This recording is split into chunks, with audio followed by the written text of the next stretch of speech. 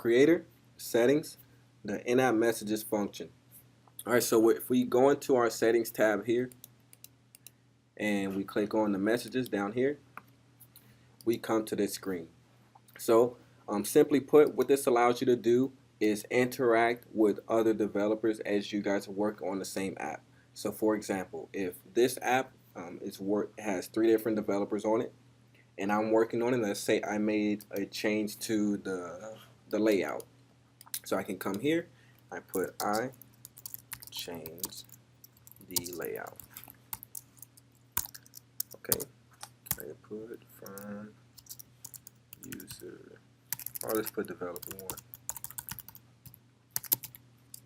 Okay, if I want to attach a file, screenshot, whatever, I can do that here. I want to make it pretty, that's what we have this here for. So once we do that, we just press send, and it's going to give us a green light. It's going to show up right here at the bottom with a timestamp on it.